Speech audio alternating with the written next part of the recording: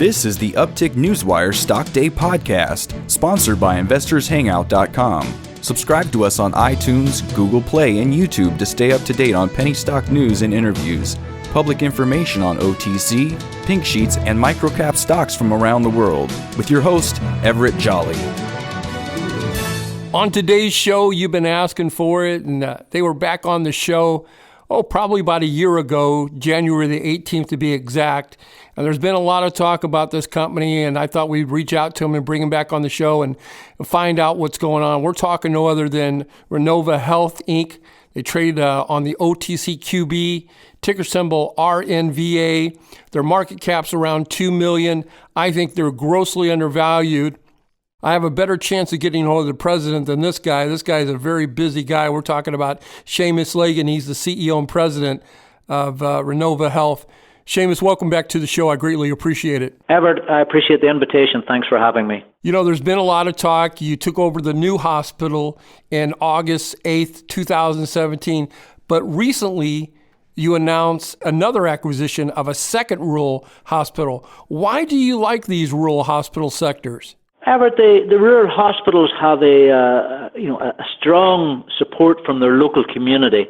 And I believe they're a pretty predictable revenue source for us. As you know, we've had a couple of very difficult years financially. We were very heavily focused in the diagnostic sector, substance abuse sector in Florida, and that's been a difficult sector to get paid on.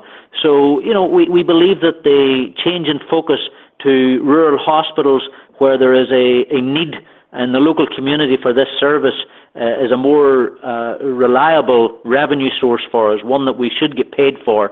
And, look, we've done quite a bit of diligence in these little rural hospitals, and people have said to us, a lot of them feel that is true. But if you look at the majority of the hospitals that feel, it's because they've been encumbered with fairly significant mortgages on their local property with a local bank, and it's difficult for them to service those mortgages and pay that level of debt off. So our structure allows us, with the parent company being public, to provide the funding from there and hopefully not encumber the local property with any debt in the local banks. So we like it. We see the whole government structure at the minute, the tax cuts, all of those things providing an advantage to this little rural hospital marketplace for the next few years. Well, speaking of the hospital you picked up in Tennessee, Oneida, Tennessee, you guys picked it up really for a dime. The whole inclusive package was $1 million. It's probably worth $5 million. The reason why I ask you these questions is that in the hospital, you guys have three divisions. You have a clinical laboratory operations, then the hospital, and then your software. Can you break it down where we're at and how those incomes come in and what you project for 2018? Well, look, the hospital itself is, it's mainly emergency room access. That's the gateway. So, we have a number of patients that then stay in the hospital. We also have a number of patients that require operations, particularly on Oneida. The small, as you said, $1 million we bought it for, and your valuation of the property, about $5 million, is probably close to accurate. So, the small hospital, we send out quite a number of patients from that hospital to hospitals in the adjoining areas. And, for example, it's probably 50 a month. Last month was exceptionally high where we needed beds and needed operations, and we actually sent out about 80 patients. So, this acquisition that we're trying to complete at the moment, it's 38 miles down the road, less than 1 hour. Hospital is 2 to 3 times larger. It's actually 85-bed hospital, much bigger surrounding population, more services. It'll allow us to send quite a significant number of the patients that we're sending out of Oneida. It'll allow us to send them over there and retain that revenue. So, we think that this is a smart move for the company. Again, local geographic location, there will be synergy in employment and purchasing, and it allows us to service that local community that needs the service and benefit from the revenues that we can retain. Where are we at in the process of purchasing the second hospital, and can you tell us as much as you can about that? Well, we've disclosed publicly that CHS are the seller. They're focusing on their much bigger hospitals. From our perspective, you mentioned earlier, Oneida, we did buy it out of bankruptcy.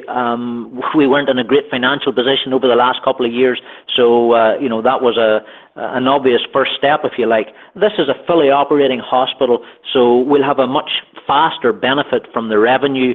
It is, in operation. We'll be able to send the patients over from the other hospital effective immediately. So, we're moving to close on that hospital in the second quarter here, as early in the second quarter as is possible. And at this moment in time, we have, an integration team. You mentioned software. We'd already, it's well publicized, we'd built a strong IT software division in our historical lab business. So we're now able to utilize that team for the integration of this new acquisition, and they're actually on site at the moment as we speak, going through all the systems and the integration to try and ensure a nice smooth transition. The seller, to be honest, has been pretty generous in facilitating a transition over time of some of the services. So even after we take ownership, we can rely on the seller to provide some of the services for a fee, of course, for as long as we need them for a short period of time. You've been listening to Seamus Lagan. He is the CEO and President and Director of Rennova Health, Inc. They trade on the OTCQB, ticker symbol RNVA. I believe it's grossly undervalued here at a half a penny. Getting back to the Oneida Hospital, I was doing some research, and my hat is taken off to you. You guys decreased the admin by $1.3 million. You reduced the head count. I believe the head count now is probably about 120. But more importantly, are you guys projecting that you'll do around between $10 and $12 million and from that? Yeah, look, Oneida itself, we have stated publicly that the hospital historically collected over $1 million, or approximately $1 million a month in revenue. We have said and continue to believe we will exceed that. So that plus bolting on the second hospital, which is 2 to 3 times that size, should give us a significant bump in revenue for 2018, Everett. Look forward to being back out of the doldrums that we've experienced for the last couple of years here. About a year ago, you guys were on the Nasdaq. Do you have any plans to return to that platform? We hope to. Obviously, we did assume a lot of debt in the parent, and that we didn't meet the requirements for the net equity.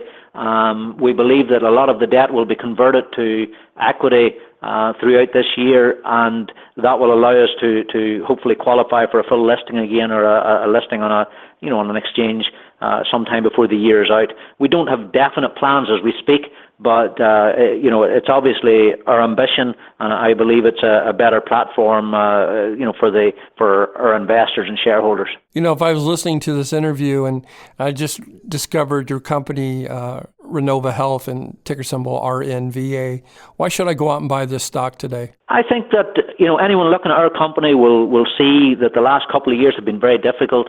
I hope there's an appreciation that we have weathered our way through that. It's not been pretty for our shareholders, Everett. Many of them, are suffering the losses, as am I, as the largest private investor in the company over a couple of years ago now. So, I think that anybody seeing this acquisition strategy and recognizing the benefit that the rural hospitals, will deliver in revenue, along with the infrastructure that we have in place, this is a good recovery situation. We should, come out of 2018 a lot stronger and well positioned for further acquisition and further growth in this sector. Well, I wanted to give a disclaimer myself. I currently own 400,000 shares of this company that I have bought in the open market. In closing, is there anything that we didn't get a chance to touch upon that you would like to illustrate to the listeners out there? Everett, I think you covered quite a lot of it. You hit the key points. Obviously, we have secured a lot of outside capital in 2016 and 17, and I think we're well positioned, as I said, to see our revenues grow to where our levels of debt are pretty insignificant compared to our revenue as this year goes on. Obviously, that was not the case for the past 2 years, and I believe it's hurt us in the marketplace. But I think that once we get the next couple of quarters over us and people are more assured that growth is actually taking place, I think you'll see a different valuation on our company before the year's over. Well, I'm a fan of the management. I'm a fan of the company. Like I said, I put my money where my mouth is. I own 400,000 shares, bought those in the open market. I wish you nothing but continued success. Hopefully you'll come back on the show in 30 or 40 days and give us all an update. Everett, I appreciate the opportunity. Thank you for having me. This program is entirely sponsored and produced by Uptick Newswire LLC, which is responsible for the content. The opinions and information provided on this program are those of the guests and those of the respective companies they represent, and do not necessarily reflect those of the staff or management of Uptick Newswire. Uptick Newswire encourages all listeners of this program to do their due diligence and research when determining investment strategies that will work for them, or to seek the assistance of an investment professional. The guests of this program may have paid for its distribution and are not directly affiliated with Uptick Newswire or this station.